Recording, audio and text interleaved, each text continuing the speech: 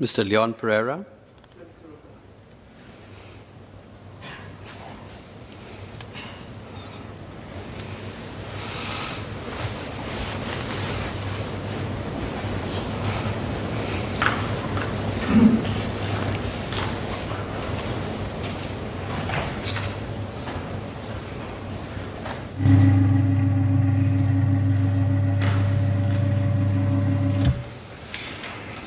Mr. Speaker, employers are responsible to pay for their migrant workers' medical expenses incurred in Singapore.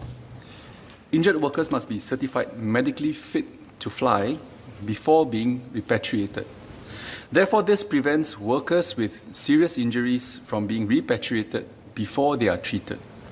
Employers are also prohibited from repatriating migrant workers whose presence in Singapore is required to process their work injury or their salary claims. MOM took action against 2 errant employers for illegally repatriating migrant workers in the past 5 years. MOM holds employers liable to pay for their migrant workers' medical expenses incurred in Singapore. Under our laws, employers must buy medical insurance for migrant workers, which provides coverage of $15,000 and typically covers 95% of hospital bills arising from non-work injury. Most employers also buy work injury insurance coverage of at least $45,000 per accident, which will also cover about 95% of work injury bills. Employers may claim the medical expenses from these insurance plans. For medical emergency cases, the hospitals will proceed even without LOGs. Workers are not denied such treatment regardless of their employer's ability to pay. For non-emergency cases, hospitals may ask for LOG before treatment to be assured that the employer knows and is able to pay. MOM is reviewing medical insurance coverage to help employers better manage large, unexpected medical expenses and give both employers and workers a greater peace of mind. Between 2016 and 2020, there were 63 substantiated cases of employers not paying medical bills of their migrant workers.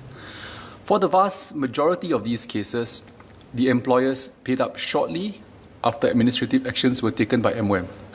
The remaining employers who failed to pay were prosecuted under the Employment of Foreign Manpower Act. MOM educates new migrant workers about their employment rights and protections under Singapore law. And this is done by the Settling In Program, or SIP. The SIP is conducted in the workers' native languages to aid understanding. It covers workers' entitlements to insurance coverage, healthcare access, and work injury compensation. MOM has also produced a guide for migrant workers in their native languages on how to seek medical help and provide contact information of MOM and NGOs. Workers may also use the 24/7 telemedicine service in the FWMOM Care mobile application to consult doctors. And at any time, workers may contact MOM about any employment issues through the reporting service on MOM website. Workers are also informed to alert ICA officers at immigration checkpoints if the employer attempts to repatriate them when they have a pending work injury or salary claim. Mr. Leon Pereira.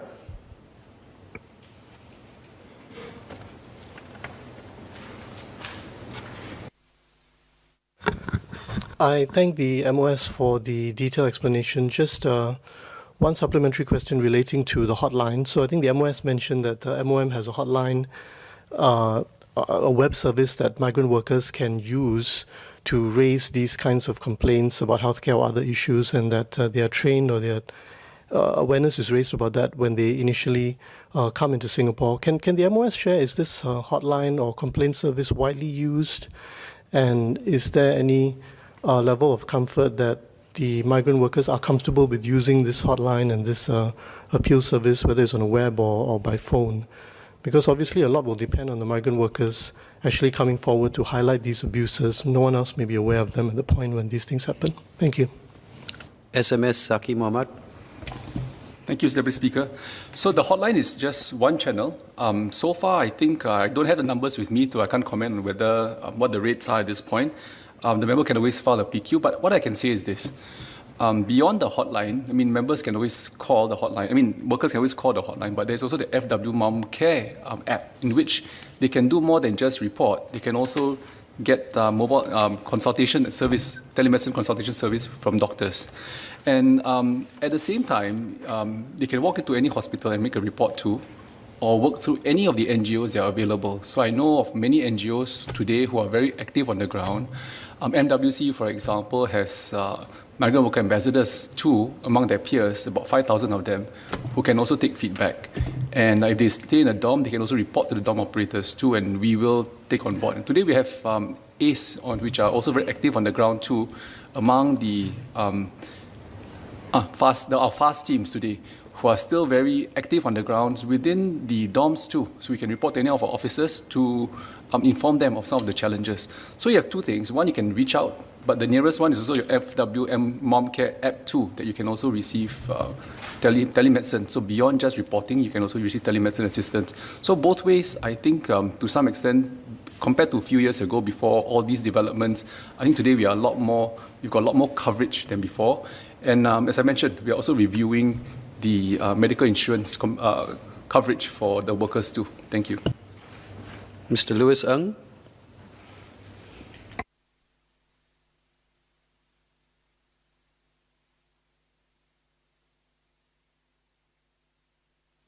Thank you, sir. I thank SMS for the reply. I think the problem really comes in when it's non-emergency cases, where, as SMS mentioned, you need the LOG. So I'm just wondering whether MOM will review that requirement as well, so that the migrant workers can get access to medical treatment as quickly as possible.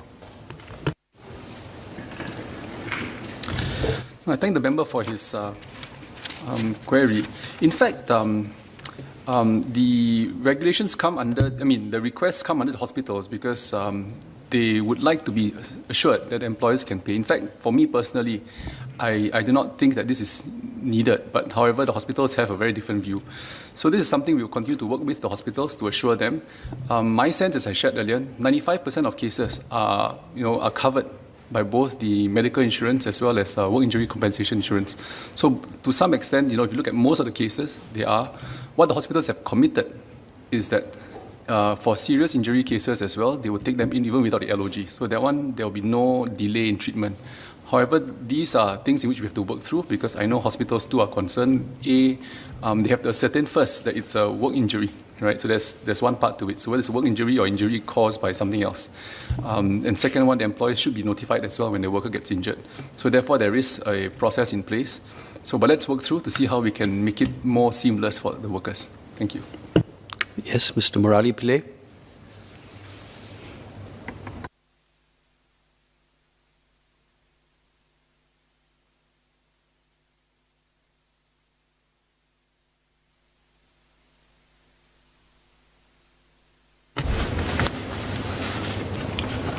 Thank you, Mr. Deputy Speaker, sir. I thank the Honourable Senior Minister of State for his answer to the PQ. I have a follow-up question in relation to what the Honourable Senior Minister of State mentioned in relation to developing of an insurance program to deal with the 5% of employers saddled with big hospital bills, particularly unexpected large medical bills.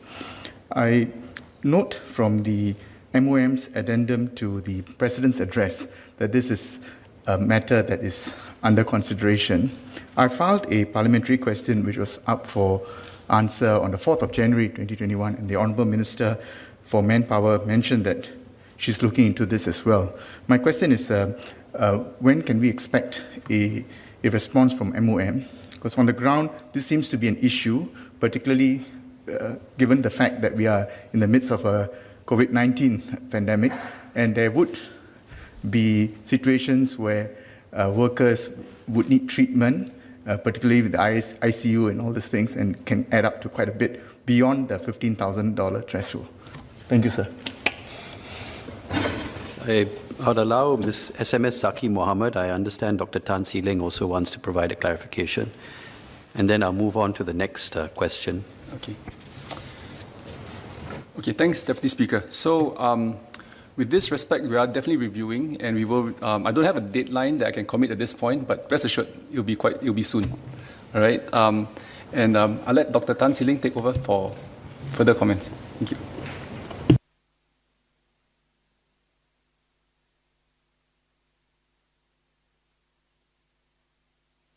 Morning, Mr. Speaker, and morning to everyone. I thank Mr. Murali for his question. I'd like to provide an added clarification.